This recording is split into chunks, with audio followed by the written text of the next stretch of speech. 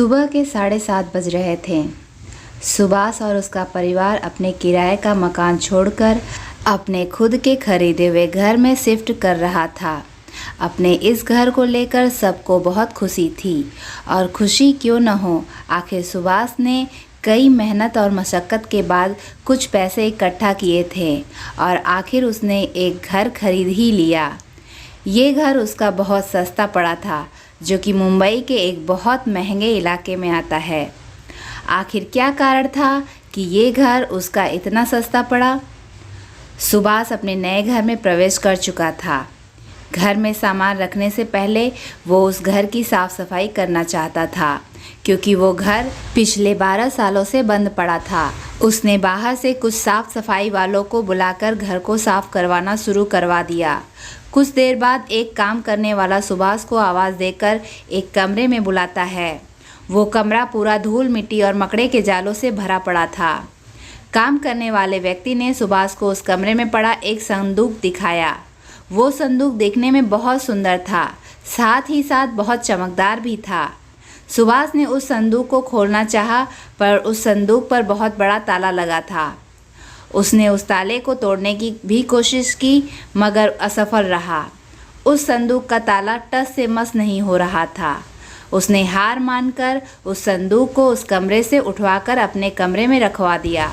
उस रात वो बहुत थक गया और जल्दी सोने को चला गया। करीब रात के 2 बज रहे होंगे कि सुभाष के रूम में किसी बच्चे की रोने की आवाज़ आने लगी, जिसकी वजह से सुभाष और उसकी पत्नी उसी रूम में सो रही थी। दोनों उठ खड़े हुए। कुछ देर बाद रोना बंद हो गया, लेकिन सिसकियों की आवाज़ आ रही थी। अचानक किसी की ज़ोर से आवाज़ आई, मुझे यहाँ से निकालो, मैं ज़िंदा हूँ। सुभाष की उस संदूक पर नज़र गई। वो आवाज़ वहीं से आ रही थी। वो डरते डरते उस संदूक के पास पहुँचा। उसको ऐसा लगा जैसे उस संदूक में कोई छोटा बच्चा हो। सुभाष को कुछ समझ नहीं आ रहा था कि आखिर वो क्या करे। वो उस रात उस कमरे से हटकर दूसरे कमरे में सोया।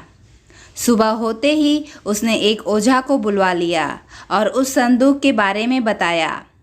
ओझा ने बताया कि इस संदूक में एक बच्चे की आत्मा कैद है, जो बाहर निकलना चाहती है। सुभाष ने उस ओझा से पूछा कि अब क्या किया जा सकता है, तो ओझा ने कहा कि पहले इस बच्चे की आत्मा को इस संदूक से निकालने से पहले हमें ये जानना होगा कि आखिर इस बच्चे की मौत कैसे हुई, तभी मैं कुछ कर सकता हूँ। सुभाष ने उसी वक्त उस मकान के डीलर को वहाँ बुला लिया और इस संदूक के बारे में पूछा। ये पूछते ही डीलर ने जवाब दिया कि इस संदूक की वजह से आज तक किसी ने इस मकान को नहीं खरीदा। जो भी इस मकान में आता था वो इस संदूक से आने वाले आवाज़ से डरकर भाग जाता। उसने बताया कि करीब 12 साल पहले इस मकान में ऐसा कुछ नहीं होता था। उस वक्त इस मकान का मालिक अपने पत्नी और 2 बच्चों के साथ रहता था। अचानक ऐसा हुआ कि उसका एक बच्चा रहस्यमय तरीके से गायब हो गया। उसको बहुत ढूंढा गया, परंतु वो नहीं मिला, जिससे उसके माता पिता ने हार मानकर इस मकान को छोड़कर चले गए।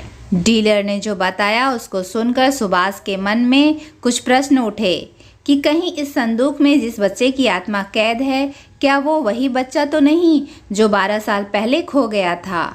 और अगर वो वही बच्चा है तो आखिर इसकी मौत कैसे हुई?